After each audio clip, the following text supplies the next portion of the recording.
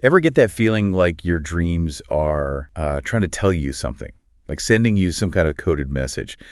We're diving deep into recurring dreams tonight. You know, the ones where the same person, they keep showing up night after night, like almost like they have a season pass to your subconscious. It's definitely not just you. Recurring dreams are super common, and they often leave us with that feeling like there's this deeper meaning we're just not quite grasping. Yeah, exactly. So to help us unpack this, we've got this fascinating but slightly spooky source. It's a YouTube video called "Why Does This Person Appear in Your Dreams Every Night?" And it's from a channel called Psychotic. Okay. Don't worry, we're not going, full paranormal or anything like that. But this video raises some pretty interesting questions about the people who populate our dreams. Right, because it's not like we're consciously choosing to cast these, dream characters. Yeah. So what's the message? Why does our subconscious keep replaying these certain faces? That is what we are here to figure out. Our mission for this deep dive is to decode those common themes, those recurring characters. Okay. And see what, psychology and maybe even a little bit of future-oriented thinking can tell us about their significance. I love that approach. And I think a really good place to start is by asking you, the listener, to think about the feeling your recurring dream evokes.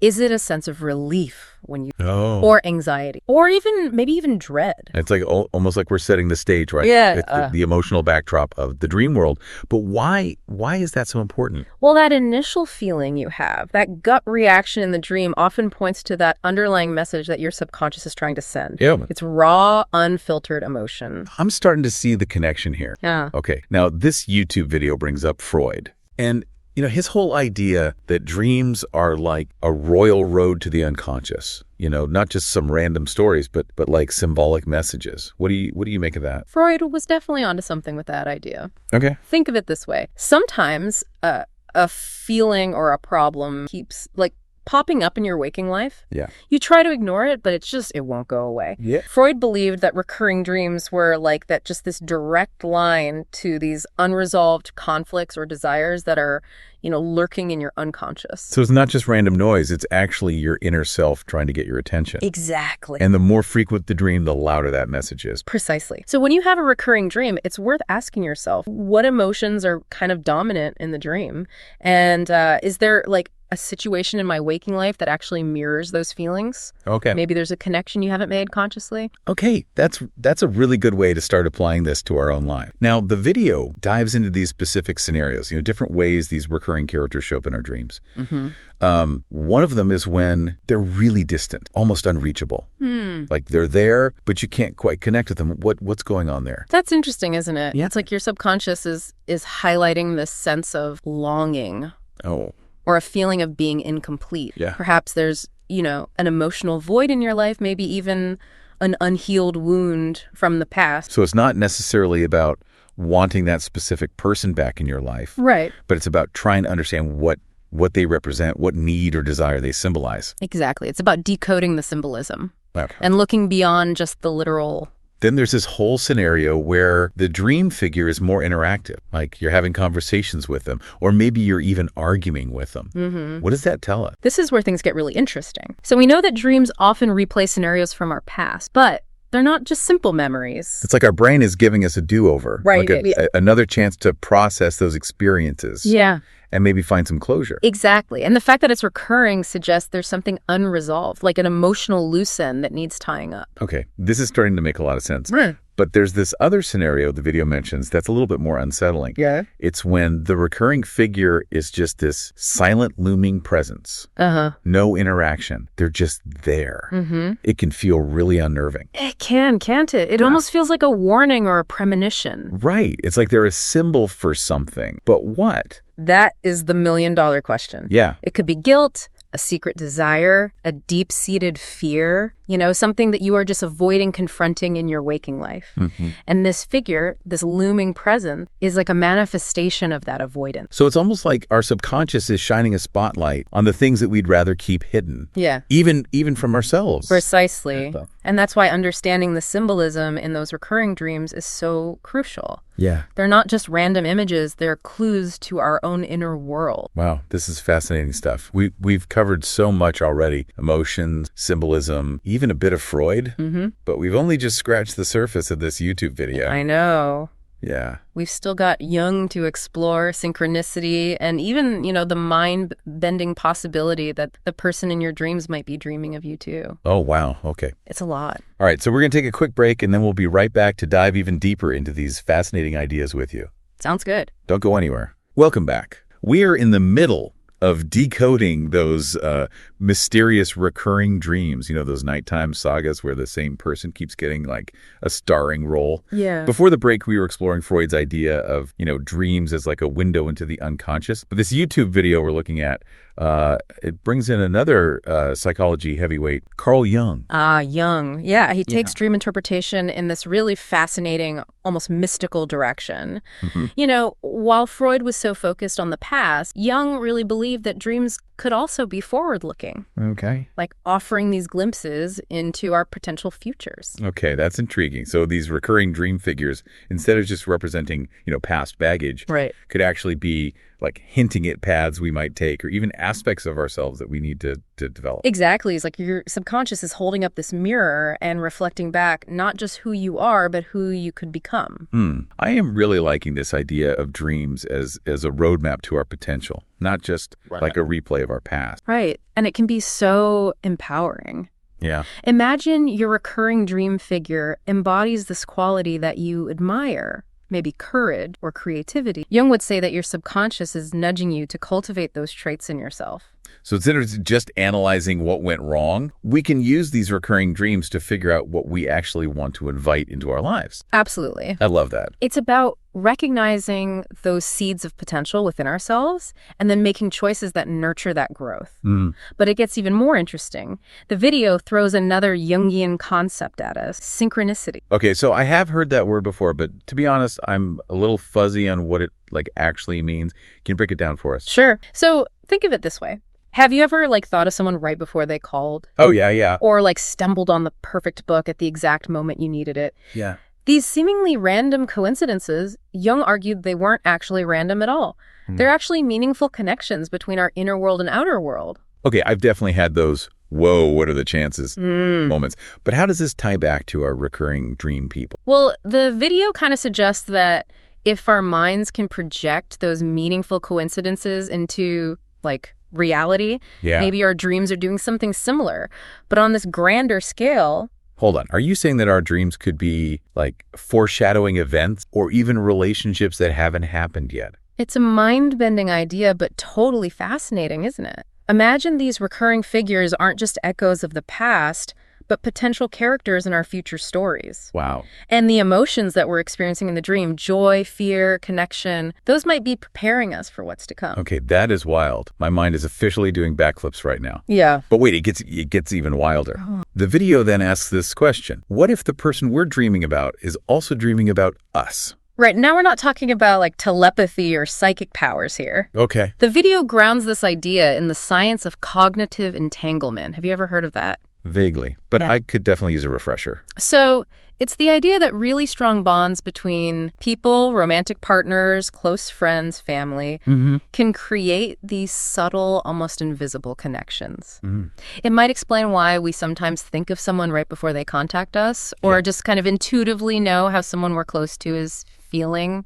So our brains are sort of tuned into each other even when we're not physically together. Exactly. And if this type of subtle connection exists in our waking lives, it makes you wonder, could it be happening in the dream space as well? Oh, wow. Could our dreams actually be a meeting point for these entangled minds? That is so trippy. It makes you look at those recurring dream figures in a whole new light. Yeah. Maybe it's not just one-sided. Maybe there's a dialogue happening, even if we're not consciously aware of it. It's definitely something to ponder. Yeah. But before we get too carried away with, synchronicity and entangled minds, it's important to remember that sometimes recurring dreams have more grounded interpretations. Right.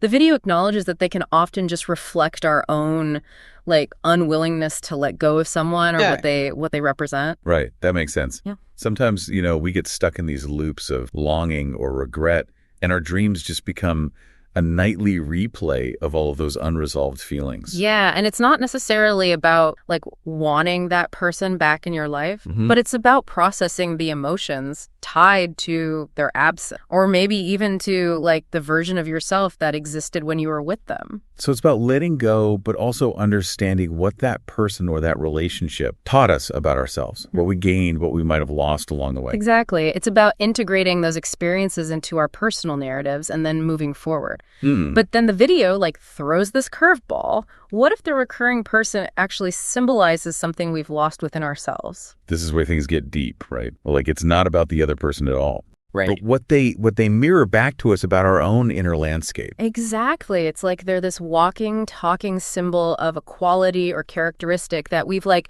misplaced, neglected, or maybe even suppressed. Yeah. The video uses the examples of like a lost friend representing lost trust, or a past love symbolizing diminished passion. Oh, wow. Or even a recurring enemy embodying our own fear. Okay, so it's about reclaiming those lost parts of ourselves, integrating them back into, who we are today. But how do we even begin to do that? That feels like a whole other deep dive. It definitely is, and one we might need to explore in a future episode. Yeah. But for now, the key takeaway is that these recurring figures are so much more than just random characters. They're invitations to explore our own depths, to uncover those hidden layers of ourselves. This has been an incredible journey so far. It has. We've gone from Freud to Jung, from synchronicity to entangled minds, but we're not done yet. We've still got to unpack the video's final message and talk about what all of this means for you, the listener. Right. I'm really excited to continue this exploration with you. And we are back for the final leg of our journey into recurring dream. We've explored Freudian and Jungian interpretations, touched on synchronicity and cognitive entanglement, and we even pondered the idea that our recurring dream figures might be, more than just figments of our imagination. It has been a deep dive, hasn't it? Yeah. And I think what's so striking about this YouTube video is how it encourages us to really view our dreams not as random, like noise, but as this rich source of insight and meaning. Totally. It's like we've been given a key to this secret language, a way to actually decode those messages that our subconscious is sending us through those recurring faces, those recurring scenarios. But what does it all mean? How do we apply this knowledge to our own lives? Well, the video ends with this really powerful question. It asks, are you ready to truly wake up? And I think that's such a profound challenge because, it's not just about waking up from the dream itself, but about waking up to the deeper truths that it might be revealing. It's about becoming more aware of our own inner world, those subconscious motivations, those unresolved conflicts, fears, desires, and even our untapped potential. Exactly. And the video gives us a really practical tool for doing that. Okay. It encourages viewers to keep a dream journal, a place to record those recurring themes, those persistent figures, and start to piece together the puzzle of their sense. I have always been intrigued by dream journaling, but I've never really been consistent with it. What kind of details should we be paying attention to? We'll definitely start with the basics. So, the emotions you felt during the dream, the key characters, any symbols, any dialogue or actions that stood out, but also try to capture the overall atmosphere. Okay. Was it light? Was it playful? Was it dark? Was it unsettling? These details, they're like brushstrokes, each one contributing to that bigger picture. And the more we document those details, the more likely we are to kind of spot those recurring patterns. Exactly. Those symbols that keep popping up, those characters who just won't take a hint. Precisely. And then as you start to analyze those patterns, ask yourself some of those key questions that we talked about earlier. Yeah. What emotions are dominant in those dreams? What situations in my waking life are actually mirroring those feelings? What need or desire might this recurring figure be symbolizing? It's like we're playing detectives. Totally. Gathering clues from our subconscious and then trying to piece together this story that, reveals something profound about ourselves. Exactly. And while it may not always be, a comfortable process facing those shadows, those unacknowledged parts of ourselves, it can be incredibly liberating. It's like finally understanding the root of a recurring problem. That aha moment when all the pieces click into place and we can start to make real lasting changes. Right. So as we wrap up this deep dive into recurring dreams, I want to leave you, the listener with a final thought to ponder. What if that recurring figure in your dream isn't just a visitor, but a guide? Oh, wow. A messenger from your own subconscious, urging you to pay attention, to explore, to uncover the hidden depths within yourself. What a beautiful way to frame it. It's an invitation to engage with our dreams, not with fear, not with dismissal, but with curiosity, with a willingness to learn from the wisdom that they offer. And who knows, with a little exploration, you might find that your recurring dreams are more than just nightmares or fantasies. They're actually portals to a deeper understanding, to self-discovery, and perhaps even to a future you are only just beginning to dream of. Keep dreaming, keep exploring, and keep diving deep into those mysteries of your own mind. Until next time, sweet dreams.